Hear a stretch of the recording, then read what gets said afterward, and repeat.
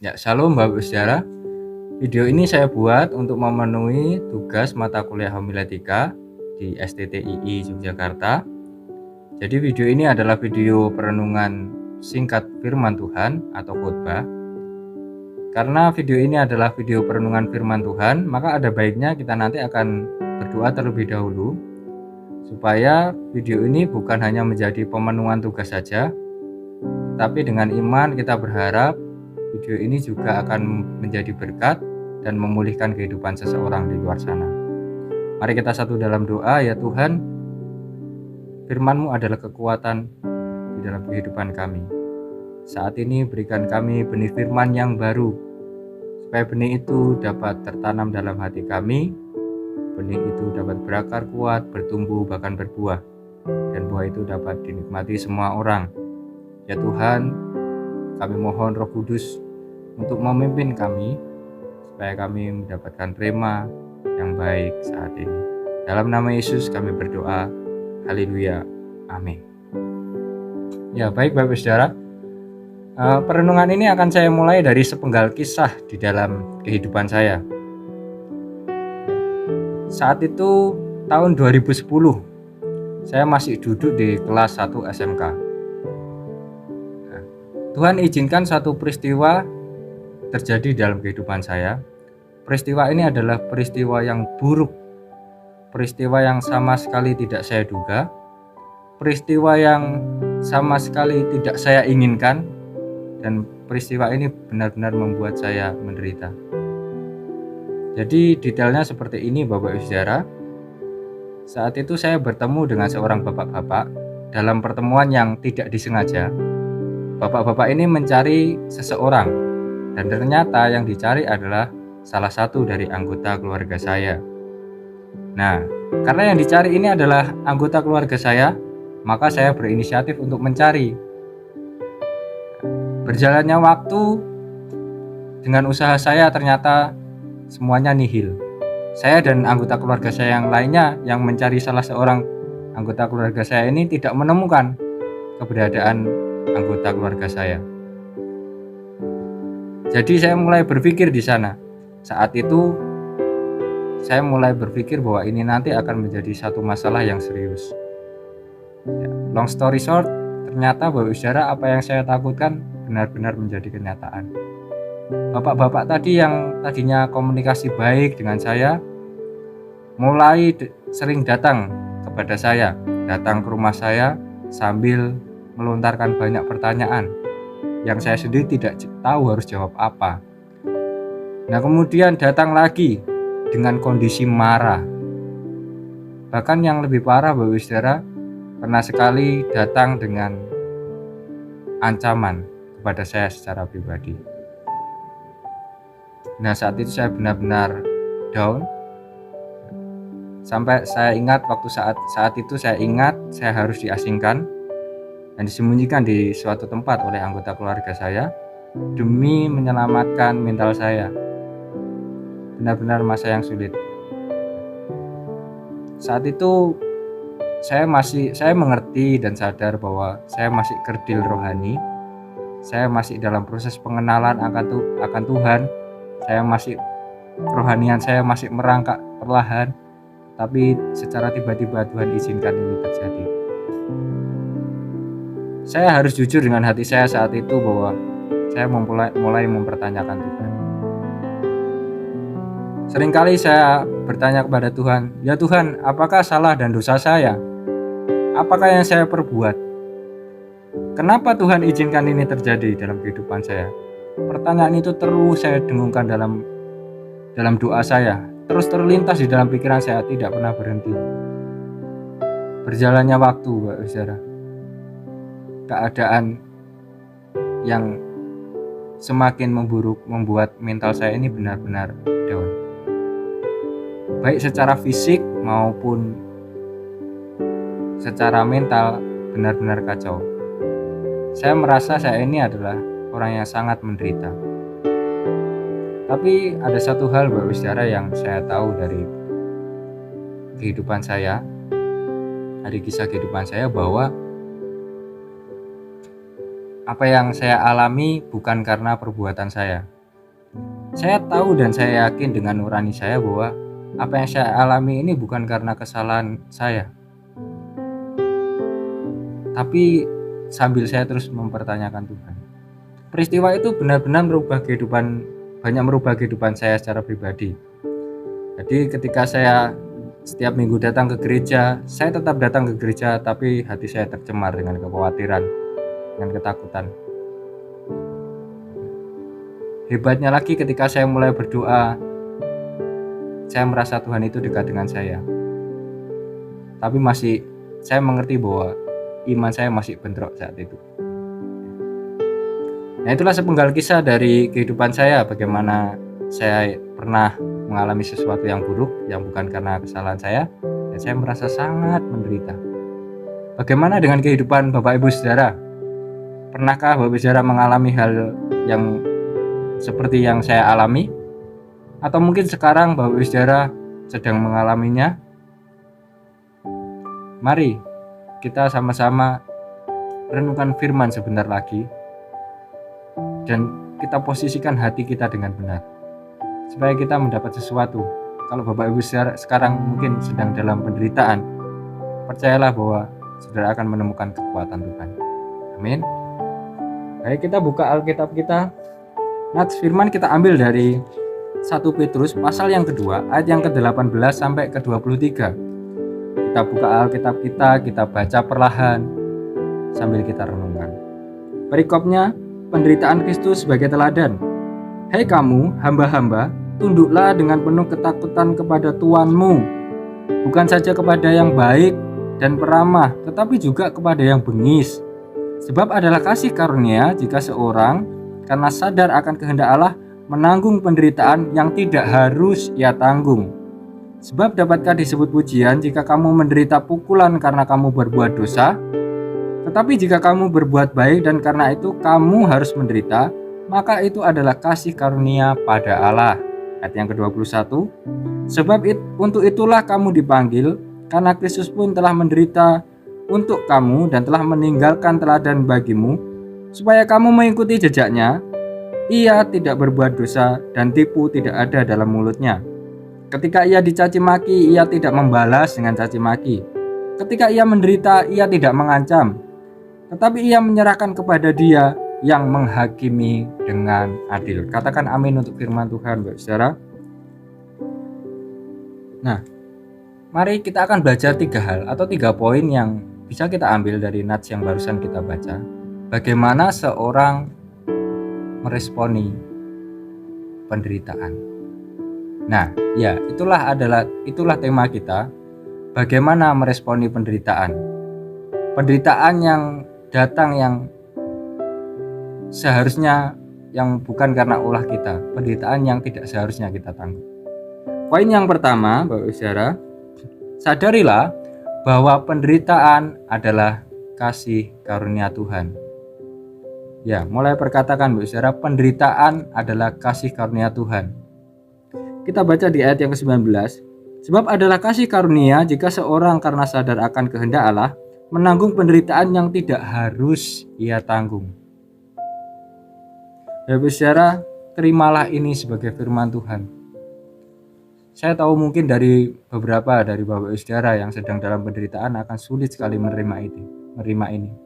Tak terkecuali hidup saya saat itu. Saya sulit sekali menerima firman Tuhan. Masih bergejolak dan bentrok dalam hati saya. Tetapi saya mau menguatkan Bapak Ibu Saudara, percayalah bahwa penderitaan adalah kasih karunia Tuhan, kata firman Tuhan. Maksudnya apa? Penderitaan yang Tuhan izinkan terjadi dalam kehidupan kita bukan untuk menghancurkan kita, tetapi untuk membangun kehidupan kita menjadi pribadi yang lebih kuat dan lebih hebat. Ada sebuah ilustrasi Bapak Ibu Saudara. Ketika kita melihat sebuah renovasi rumah, atau mungkin Bapak Ibu Saudara pernah melihat di suatu acara di TV yang namanya bedah rumah. Ketika sebuah rumah itu sudah tua, rumahnya sudah lama, sudah reot katakan.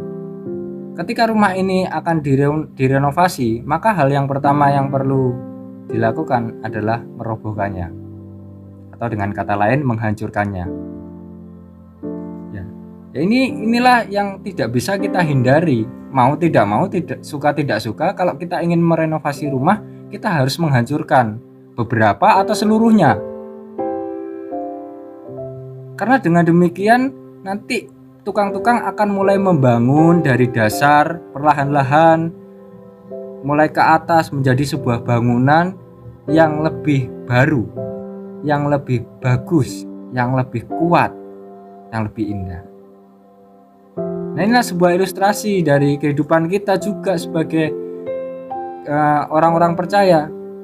Kalau Tuhan izinkan kita ini menderita, jangan pernah kita berpikir Tuhan ini sebenarnya ingin menghancurkan kehidupan saya. Tuhan ingin merobohkan kehidupan saya. Percayalah bahwa Tuhan itu sedang merenovasi hidup kita. Tidak ada Tuhan yang bergembira atas penderitaan kita. Tidak ada. Ada satu pujian Bapak Ibu Saudara yang menguatkan saya saat itu. Saya harap Bapak Ibu Saudara mau dengar pujiannya seperti ini. Semua yang terjadi di dalam hidupku, ajarku menyadari Kau selalu sertaku. Beri hatiku selalu bersyukur padamu, karena rencanamu indah bagiku. Saya mengerti mungkin pujian yang saya naikkan, suara saya ini tidak terlalu bagus, tetapi pujian ini adalah pujian yang indah. Semua yang terjadi dalam kehidupan kita, Tuhan tidak sedang menghancurkan kita, tapi Tuhan punya rencana yang indah dalam kehidupan kita. Karena rencanamu indah bagiku. Pujian itu terus saya dengungkan saat itu ketika saya sedang dalam penderitaan. Amin. Poin pertama, mudah-mudahan kita dapat sesuatu. Amin. Kita masuk poin yang kedua. Hal yang kedua, bagaimana seharusnya seseorang meresponi penderitaan? Poin yang kedua adalah sadarilah bahwa penderitaan adalah bagian dari kehidupan. Ya, mari kita ulangi bersama-sama. Penderitaan adalah bagian dari kehidupan. Bapak Ibu Saudara, hidup ini begitu identik dengan yang namanya persoalan. Kita tidak selama hayat masih di kandung badan, selama kita ini masih manusia, kita ini tidak bisa hidup sempurna. Ada satu kata-kata yang begitu klise yang mungkin kita sering dengar Bapak Ibu Saudara. Demikian kata-katanya. Tidak ada manusia yang benar-benar baik saja di dunia. Mereka sedang dalam pergumulan dan masalahnya masing-masing. Itu artinya sesuai dengan porsi mereka masing-masing. Nah, inilah kita harus pahami bahwa hidup ini identik dengan persoalan. Penderitaan adalah bagian dari kehidupan. Coba kita lihat nats kita. Firman Tuhan di ayat yang ke-21. Sebab untuk itulah kamu dipanggil, karena Kristus pun telah menderita untuk kamu dan telah meninggalkan teladan bagimu, supaya kamu mengikuti jejaknya. Kalau orang dunia saja juga menderita, apalagi kita orang percaya. Belajarlah dari pribadi Yesus. Apakah Yesus ketika di dunia hidupnya baik-baik saja? Tidak.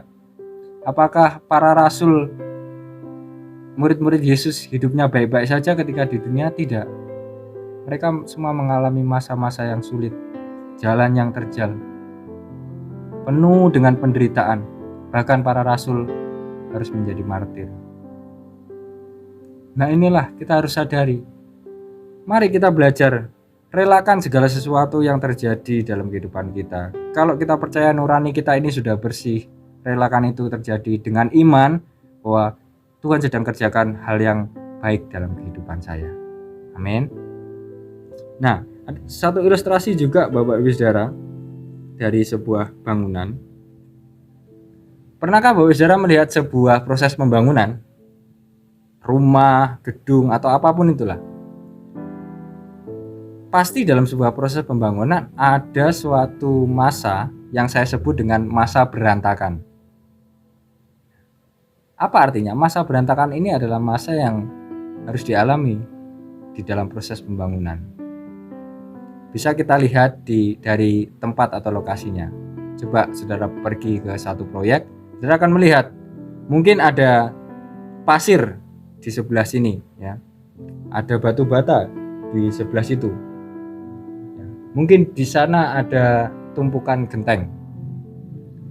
Mungkin di sana ada tumpukan besi dan material-material yang lainnya yang berserakan di mana-mana ya. Belum lagi debunya. Belum lagi kalau kena hujan. Belum lagi panas. Nah, itulah yang harus dialami ketika kita ingin sebuah proses pembangunan itu berjalan. Justru menjadi pertanyaan, Mbak Saudara, kalau tidak terjadi proses berantakan, apakah proses pembangunan itu sedang berjalan atau tidak? Kalau kita tidak mengalami masa-masa berantakan, maka sesungguhnya kita tidak dalam proses pembangunan. Demikian juga dalam kehidupan rohani kita. Kalau Tuhan izinkan kita ini seakan hidup ini benar-benar berantakan. Saat itu saya berpikir, Tuhan, aku ini masih muda, kenapa kok hidupku kayak gini? Aku sudah hidup benar ya Tuhan. Tetapi memang Tuhan izinkan itu. Tuhan siapkan material-material untuk saya dan kehidupan saudara, untuk Tuhan bangun menjadi suatu bangunan rohani yang indah di mata Tuhan. Amin. Kalau saudara dapat sesuatu, mari kita masuk poin yang ketiga. Poin yang ketiga adalah ketika dalam penderitaan tetap lakukan kebaikan. Coba kita ulangi bersama-sama. Dalam penderitaan tetap lakukan kebaikan. Ya, penderitaan bukanlah alasan kita untuk melakukan kejahatan atau berpaling dari Tuhan. Coba kita baca di ayat yang ke-23. Ketika ia dicaci maki, ia tidak membalas dengan caci maki. Ketika ia menderita, ia tidak mengancam, tapi ia menyerahkan kepada Dia yang menghakimi dengan adil. Sungguh kita bersyukur, Bapak Ibu Saudara sekalian, kita bisa belajar dari pribadi Tuhan kita sendiri. Ketika Tuhan Yesus dicaci maki, Dia difitnah, Dia menderita, kata Tuhan di atas kayu salib, Tuhan ampunilah mereka, sebab mereka tidak tahu apa yang mereka perbuat. Tuhan telah memberikan teladan yang hebat buat kita. Alkitab juga tidak kurang-kurangnya memberikan banyak sekali contoh-contoh kebaikan. Oleh sebab itu, kalau kita dalam pemberitaan, jangan kita sekali-kali kita ini justru berpaling daripada Tuhan dan melakukan kejahatan. Jangan kita ini bolos dalam hal kebaikan. Tetap lakukan kebaikan sesuai dengan apa yang firman Tuhan telah sampaikan kepada kita. Satu ilustrasi, Bapak Saudara, kembali dari sebuah bangunan. Ada satu faktor yang mempengaruhi berhasil tidaknya sebuah bangunan, Bapak Saudara. Tahukah apa itu? Satu faktor tersebut adalah tukang-tukangnya. Ya, berhasil atau tidaknya sebuah bangunan dipengaruhi oleh tukang-tukangnya. Kalau tukang-tukang ini ketika saat proses pembangunan, tukang-tukang ini mulai sering bolos, kalau dalam pekerjaan mulai bersinggungan dengan rekan kerja, ya, mulai saling tuduh, atau yang lebih parahnya mulai berlaku curang, mencuri, manipulasi data, bertindak kriminal, maka apa yang akan terjadi terhadap bangunan ini? Bangunan ini akan terhambat prosesnya, menjadi bangunan yang tidak efektif dan efisien. Dan lebih parahnya lagi, bangunan ini juga bisa gagal kalau tukang-tukangnya berbuat demikian.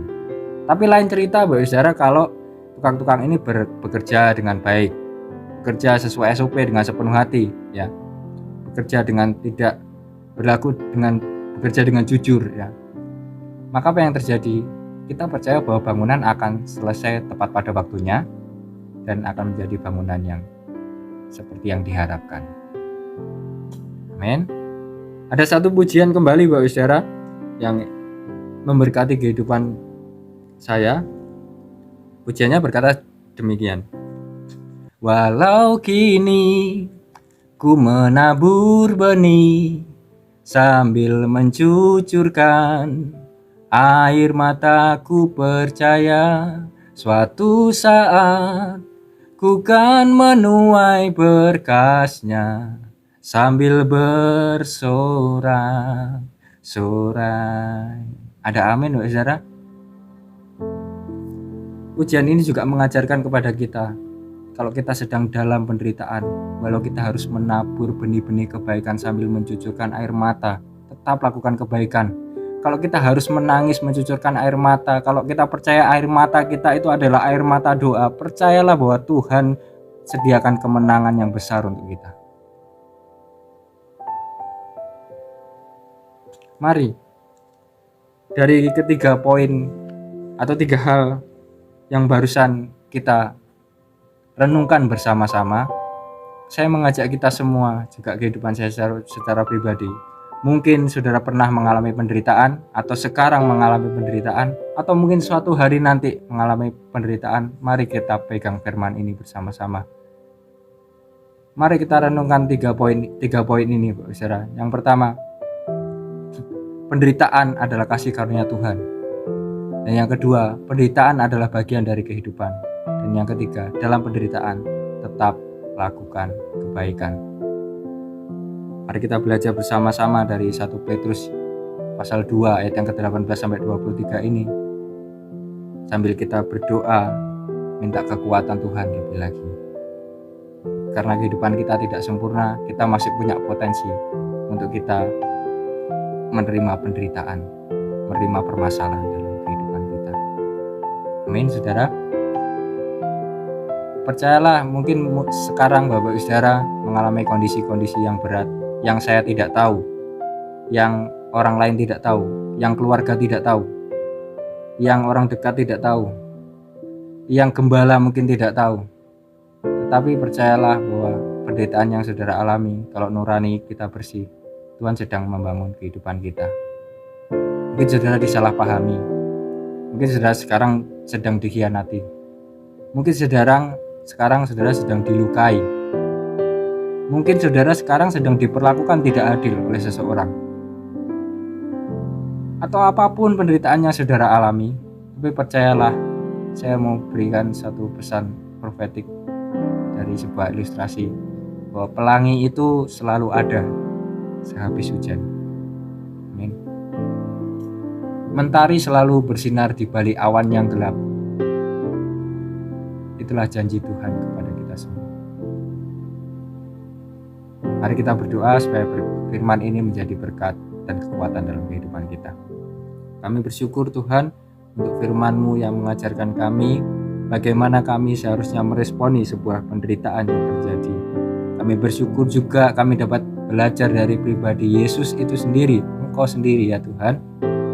Kami dapat meresponi sebuah penderitaan dengan benar, dan kami dapat keluar dari penderitaan sebagai orang yang penuh dengan kemenangan. Terima kasih Tuhan, kami bersyukur buat kesempatan ini. Di dalam nama Yesus kami berdoa, kami bersyukur. Haleluya, haleluya, amin. God bless you.